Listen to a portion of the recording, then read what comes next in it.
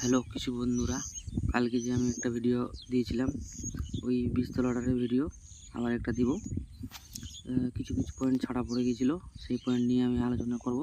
আবার যেরকম এই বীজতলাটা ফেলার সময় কোনো কীটনাশক দেওয়া হয়নি, কি কীটনাশক দেব সেটা নিয়ে আলোচনা করব।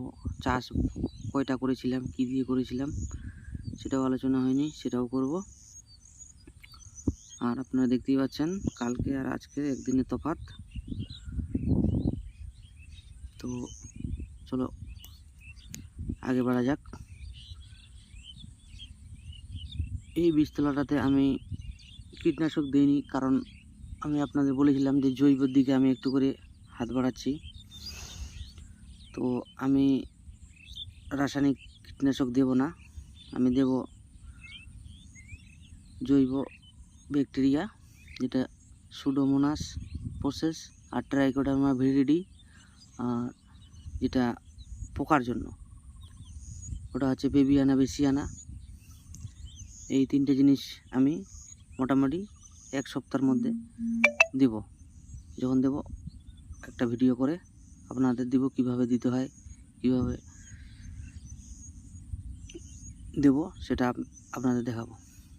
আর চাষের যে কথাটা বলেছিলাম, কটা চাষ করেছিলাম, তো গমের ডাঁটা প্রচণ্ড ছিল, তো ট্রাক্টর দিয়ে প্রথমে 2 চাষ করানো হয়েছে রোটার দিয়ে, আর 2 দিন পরে আবার ট্রাক্টর দিয়ে 2 চাষ করানো হয়েছে, মানে 4 চাষে আমি এটা ফেলেছি।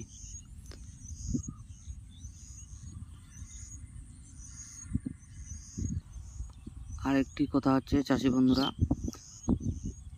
যারা স্বর্ণ ধান চাষ করছেন তারা স্বর্ণ ছেড়ে হাইব্রিড ধানের দিকে এগোবেন না, কারণ হাইব্রিড ধানের বীজের দাম অনেক বেশি স্বর্ণর থেকে। তাই আমি বলি স্বর্ণ ধান আপনারা করেন, প্রচণ্ড লাভ আছে স্বর্ণ ধানে। অনায়াসে 10 থেকে 12 কুইন্টাল শুকনো আপনি পেয়ে যাবেন। গতবারে আমি কাঁচা 12 কুইন্টাল 11 কুইন্টাল পেয়েছিলাম। এই স্বর্ণ ধানে খরচ অনেক কম, খাটনি অনেক কম, লাভ অনেক বেশি অন্যান্য ধানের থেকে। হাইব্রিড বলুন, বাসমতি বলুন, গোবিন্দভোগ বলুন, তুলই পাঞ্জা বলুন, আর অন্যান্য যতগুলো ভ্যারাইটি আছে আর কি। তো আপনারা স্বর্ণ ধান করুন, অনেক লাভ আছে।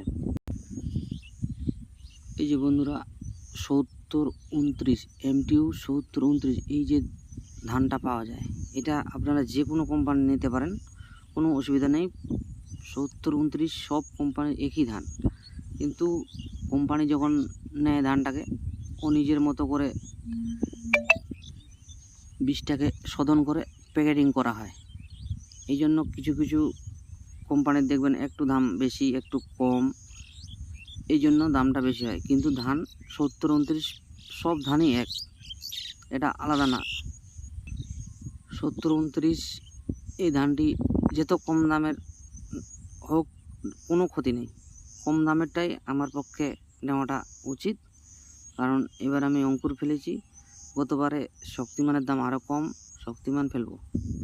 আর বীজ শোধনের ব্যাপারটা, বীজ শোধন দেখুন বন্ধুরা, বীজ শোধন যদি করতে হয় তাহলে আপনারা ট্রাইকোডার্মা ভিরিডি, সুডোমোনাস, বেবিয়ানা বেসিয়ানা এই 3টা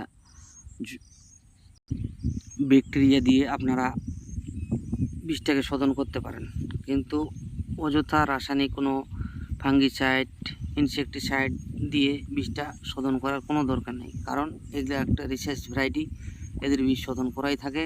আমি এবারে যেরকম ব্যাকটেরিয়া দিব, কিন্তু কোনো আমি রাসায়নিক ফাঙ্গিসাইড, ইনসেকটিসাইড দিয়ে আমি বীজ শোধন করিনি, আর করব না আগামীতেও। বীজটা আপনারা যত ফাঁকা ফেলতে পারেন আপনাদের জন্য অতটাই উপকার।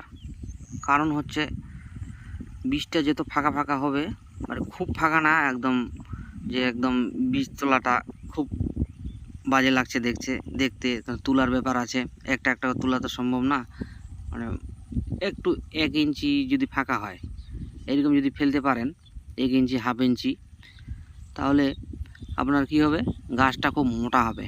আর ওই গাছ যদি লাগানো হয় তো ওর চেহারাটাই আলাদা হবে, আপনাদের ফলনটাও বেশি পাবেন। আর ধসা পোকামাকড় কোনো অত্যাচার হবে না। ফাঁকা ফাঁকা ফেললে বীজটা ঘন ফেলার চেষ্টা করবেন না, একটু ফাঁকা ফেলার চেষ্টা করবেন। এই যে বন্ধুরা, আপনার লাল পানি দেখতে পাচ্ছেন, এটা গমের নাড়ার জন্য লাল পানিটা হয়েছে। এই লাল পানিটা কিন্তু প্রচণ্ড জমির পক্ষে উপকার। এতে কেঁচোর বসবাস বেশি হবে, যেখানে এই লাল পানি দেখতে পাবেন। আশেপাশে দেখতে পাচ্ছেন কেঁচো আছে, একদম গ্যারেন্টি। আর কেঁচো থাকা মানে কতটা যে উপকার জমির পক্ষে সেটা তো আপনারা জানেন।